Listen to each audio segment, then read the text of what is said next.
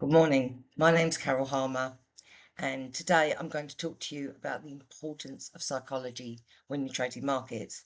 It is probably the most important thing as new traders that you need to learn because trading is 90%, and that's a huge piece 90% of psychology.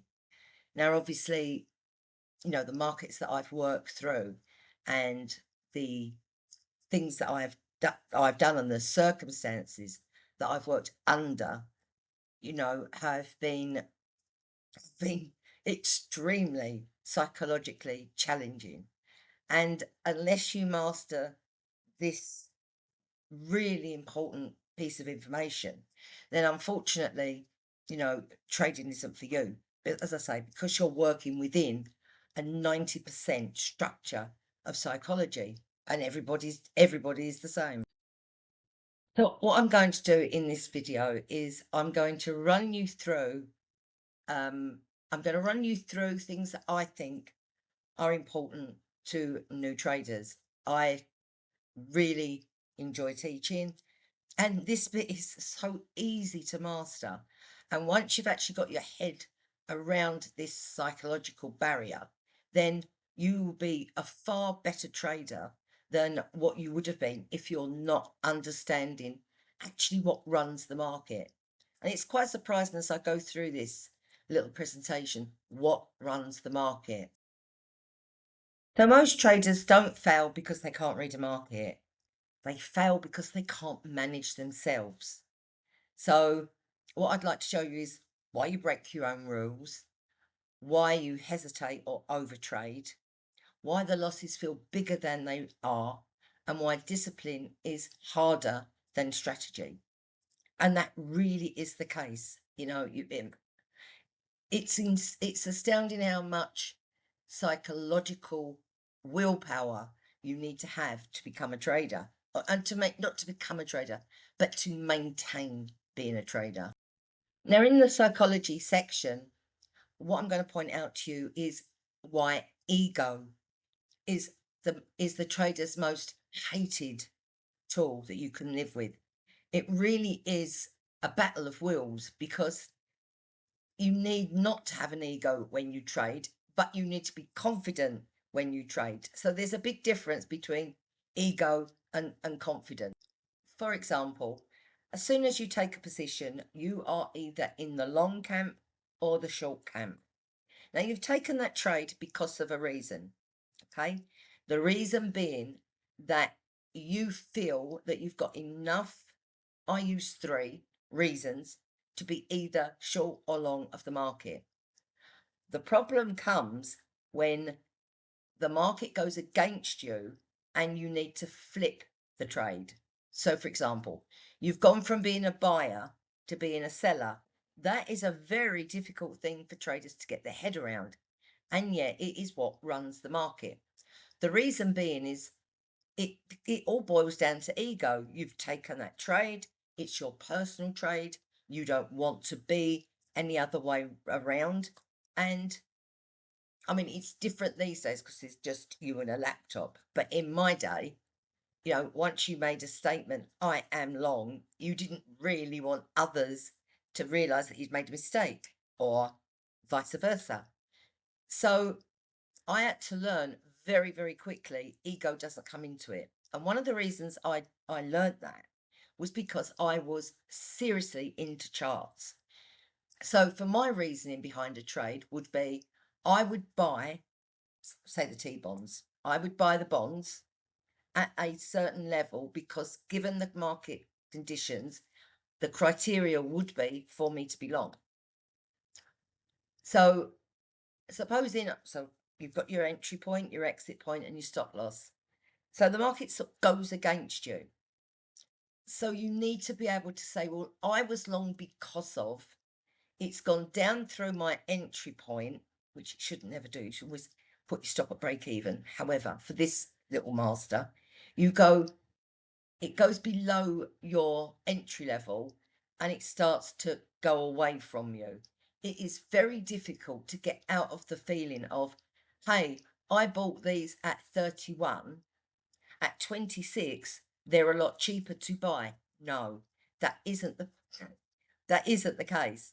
Because the market has now gone in the reverse order that you thought it was going to go to, you need to have that not ego brain, but you need to be able to flip that trade and go, I was long because of that reason's now gone. I want to be short. If you can master that, and that is one of the most difficult things to do because no one wants to admit that they're wrong. But if you go through the cycle, you've got the fear, the greed, the hope, the frustration, revenge trading, the I'll just take one more trade trap. You go through all these. Now, these are going to come up every single day. And my way of trading, my style of trading, is I probably take 3 to 4 trades a week. Now, you're going to get platforms that don't want you to do that. They want high frequency traders. But you don't want to be like that because you need to be able to look at the market, make a strategic entry on markets, what one's going where and whatever. And what I do is I do most of my homework, virtually all of it, still on a Sunday when I have no noise, no markets are open. I can go through what's happened the previous week and I can then make my trading strategy for the week. Please don't get me wrong. I get it wrong.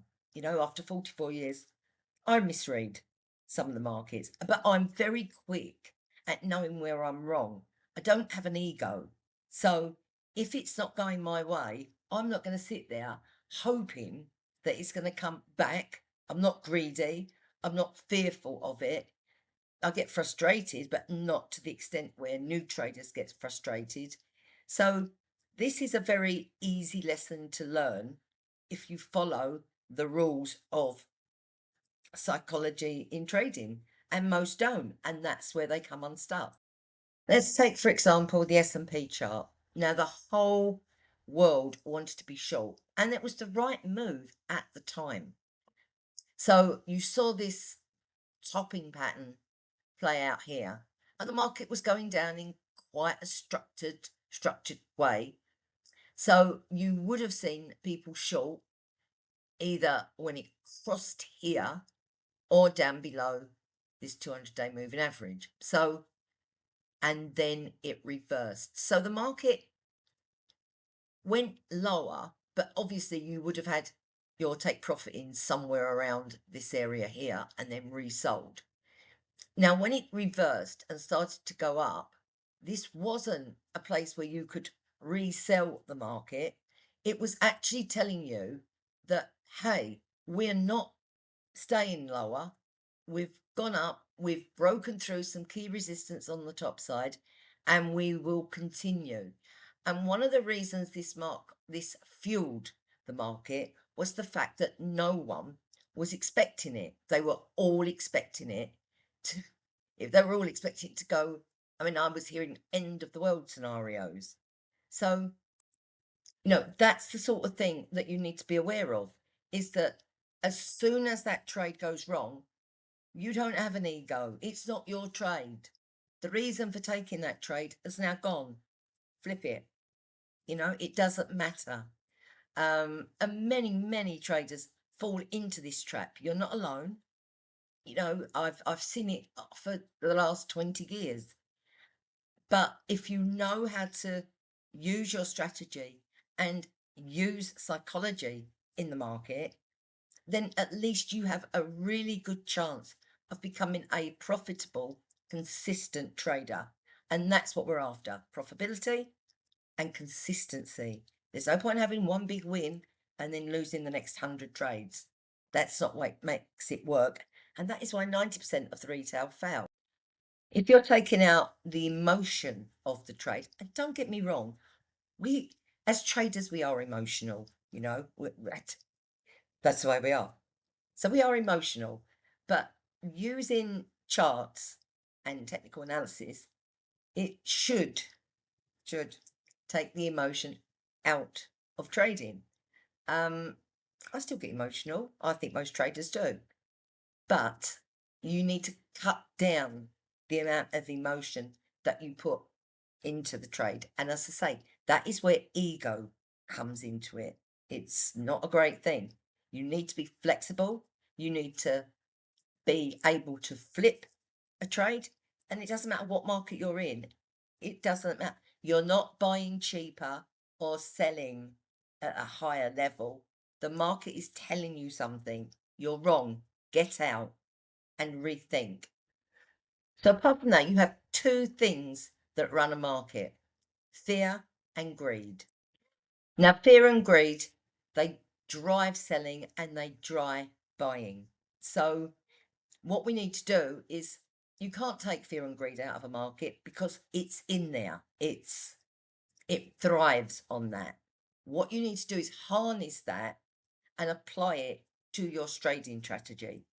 So you can't be, if you're in any way scared of the market, that's when it will get hold of you, chew you up, spit you out. Now, there have been occasions that have been pretty volatile in any trading environment. We had the 1987 stock market crash, we had the ERM in 1991, we had the 2000 stock market tech bubble burst, followed by the 2001 stock market crash. We've had 2008, 2009, where central banks were bailing out banks, and we had the credit crisis. We had COVID. That wasn't an easy time to trade through. However, if you can apply psychology to the market, then you really have much more than a 60% chance of actually going through and making it as a trader. But understand that the fear and greed is there, and understand that you could harness that fear and greed that you see play out in the market every single day, and you can do it to your advantage. That's the key. And I learnt that very early on in my trading career back in the early 80s. I learnt that. That was probably my first lesson. But then I could see it because I worked on the life market. So you had, I think at the time when we went live, 600 or 700 traders, 300 of them in the 30-year long bond, So you could see the fear and the greed play out in front of you. And that's a thing that is missing, I feel, today with the retail trader trading on his own with a laptop. You don't see the flows, you don't feel the market. And that is what you really do need. You need to be able to see what it's doing, know what it's doing, feel what it's doing, and apply the psychology to traders, like a bit like little sheep. Whatever chart that you look at, it doesn't matter what one you look at, but whatever chart you look at, you see these patterns play out. And even though I'm away and working from a desk, back home now, my training, if you like, being in on life for years, and then being in a bank dealing, well, 3 bank dealing rooms, and then going back to trade my own money on life and running hedge funds when life closed. You get to know, you just have this feeling about them. So you can look at a price and know where the market is, what it's going to do, how the traders feel, who's running it, who's driving it. It's like, I'm going to show you this Bitcoin chart now. In this bit here, you couldn't find many buyers because Bitcoin looked like it was in a downtrend, and it sort of was playing out this sort of pattern, expecting the next leg down. Again, we went sideways. Now, in the last 2 sessions, we've actually broken above here. So you can see that everybody was shorting the market up to this line, and they were. I'm in contact with many traders, and a very good friend of mine owns a cryptocurrency company.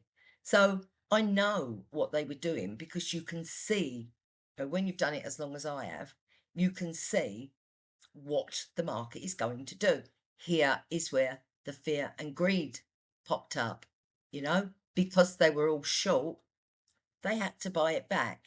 That pattern didn't play out. Now, with Bitcoin, it's quite volatile. there is a chance that it's going to go back below and that this was just stops coming out of the market and the algos. So you have to be aware that there are other factors at play. But if you are short, you are getting out around here. Now, if it comes back, you rethink. Go, yeah, that was the right idea. I'll go short again. However, if we break above here, you go long. At the end of the day, what you're trying to achieve consistency, and to be able to read a chart, to be able to read a market, to be able to put all of your trading strategies into place, but understanding how a market works. As I say, once you've grasped that, the rest is easy. It really is. And most traders fail at the psychology level. They do. I mean, because they don't get their head around how markets act psychologically, which is a big mistake. This is another thing that's going to hurt you is fear. If you're fearful of the market, then you have to rethink whether or not you should be in the business, because being scared of it is okay a little bit, a little bit of fear is okay. You harness that into your trading, but you don't be scared of the market. So you don't go, well, it's broken this level and I'm the wrong way around. I've got to, well, I know I've got to go long and blah blah blah. That will screw you. You can't be like that. What you need to do is sit back, be calm, collected, and work with the things that we discuss that we know a market will follow. I mean, we do. We know this over many decades, and instruments might have changed. Human nature doesn't. So in 40 plus years, I see the same mistakes being made over and over and over again. And I try really hard to put it across that you can master this. You can, but you need to be able to not be scared of the market. That's one thing that will really hurt you. And, we don't want that. The other little one is greed. It is, as I've said, look, a liability in trading. The reason it's such a liability is because you chase more, you risk more, you ignore good setups, and you take on trades that you wouldn't normally take on. I've seen it. I've seen people buy at a certain level. It's gone down. They buy more. It's gone down. They buy more. And, it's the wrong strategy to have. The wrong one. So once you've done your setup, stick to it. You really must stick to it, because if you can't step away from a market and you've got to be chasing it all the time, all you're doing is getting yourself in a real tizzy.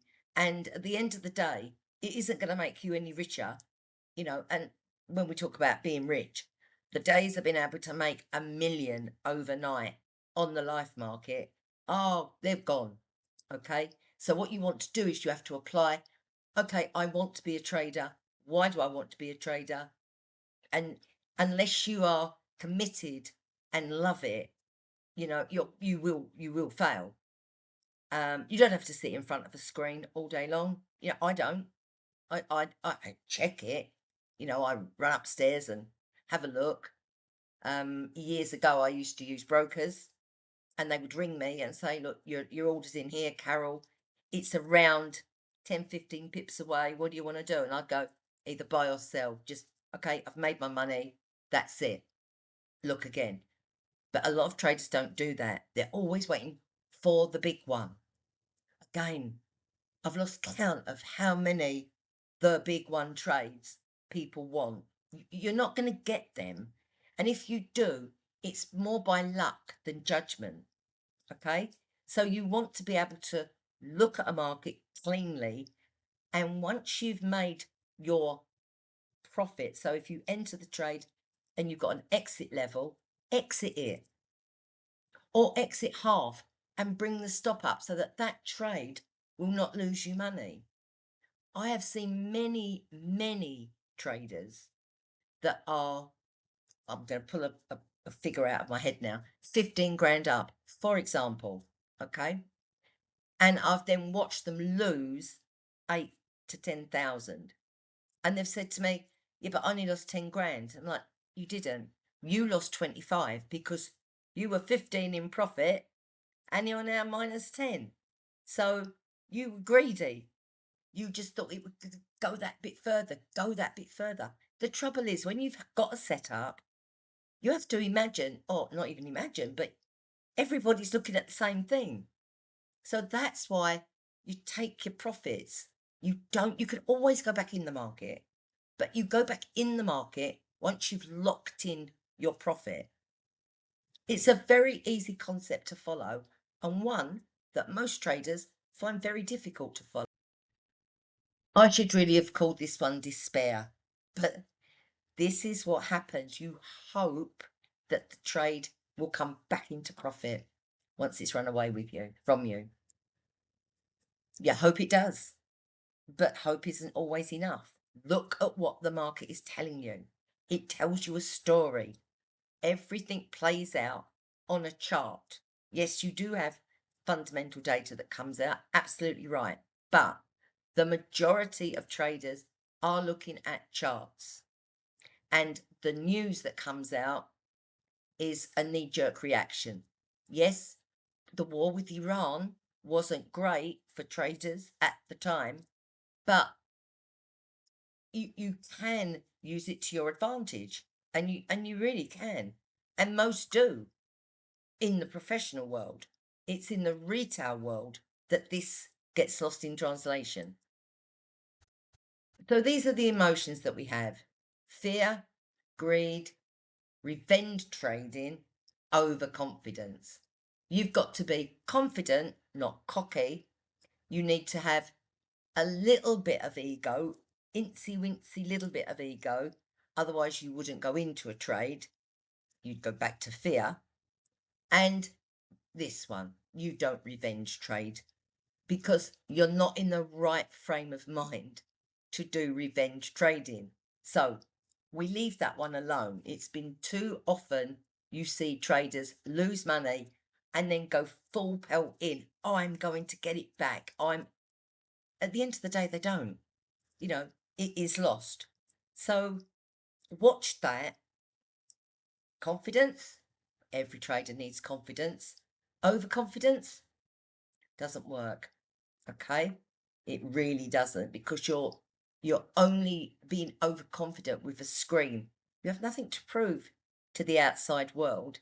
It's different on the live floor when everything was open outcry. Ego came into it in a huge way.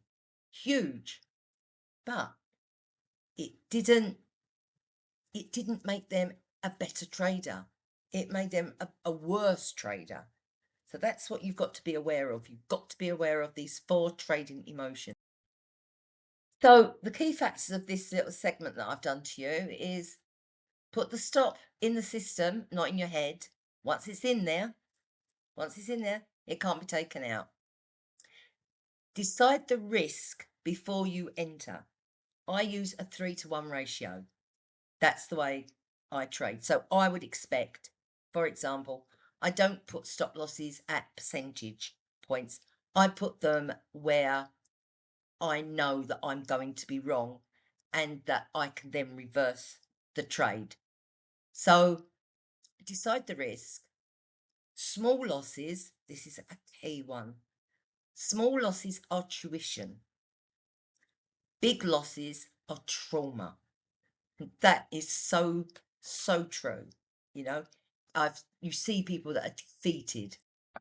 So I hope you've enjoyed this little look into the world of trading psychology. And as I say, it probably is going to be one of your best trading tools that you can ever imagine. And this is why I'm so hot on it for new traders. You need to know about psychology. That's, get books, read up, go on the internet.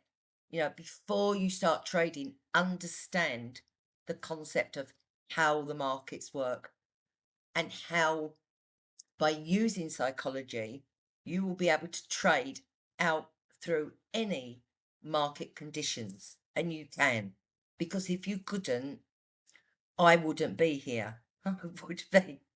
I wouldn't be here, because I've traded through some real horrendous ones. Before the 1987 stock market crash, we had central banks intervening on a daily basis. And I don't know if any of you remember, you probably don't actually, the S&B, Swiss National Bank. I used to work for a Swiss bank many years ago. I worked there for 6 years. So I understood the Swiss National Bank, and the Swiss, don't poke them. Just don't poke them. And I remember that Euro Swiss was captured in the bottom of the levels was 120. It wasn't going any lower because Switzerland would come out and it would defend. The Swiss National Bank would defend the Euro Swiss. And it was Merkel at the time, Angela Merkel, and she just kept digging and digging and digging and digging. And you watched Euro Swiss, when it used to bounce off 120, it'd go 125, back 120, 125. And this was going 120, 121, 121 and a half, 120. And I thought, this is not looking great. And funnily enough, I just started at this hedge fund, and I'd only been trading with them about 3 weeks. And I had an office adjacent to my home, and I had 4 or 5 traders in there, and all professional traders, obviously. And I was looking at dollar Swiss, and the dollar Swiss chart was like running out of steam. So I went on the platform and I sold dollar Swiss, and all the guys in my office were all professional traders. And at that time in 2015, the professional platforms didn't allow you to run spot positions. I was different. Hedge funds could, professional traders couldn't. So they bought Swiss futures. So they were, in effect, short dollar, long the Swiss franc. Anyway, I went downstairs. I went back into my house, went downstairs to do something menial, and 2 ran out onto the balcony and was screaming. And I was sure the third one had had a heart attack. So I ran back upstairs. And the Swiss National Bank had come out and said, yeah, we're not defending the Euro Swiss anymore. And it plunged 15,000 points. Like that. Now, I was lucky. I was short dollar Swiss. My little band of traders, they were lucky. They'd bought Swiss futures. But virtually all the retail platforms, it was a feed on effect. They just went closed. They didn't trade. Where the professional platforms and the hedge fund platforms, there were prices all the way down. I think I got out of them. Oh, I can't remember. I can, but I can't. I can't tell you, really. I was going to say, I think I made the 2-year profit in a day. And then they told me, the hedge fund said, no, we didn't want to make that much. We only want to make 1% a month. It's like, go away. But my point being is that when you see things that are looking to turn, you're imagining in your head the market doesn't want to go up anymore because it's the sellers are getting less and less. And it just looked, to me, things they look either toppy, basey, or in a continuation pattern. But that's how markets can move. That's probably the most I've ever seen a currency move.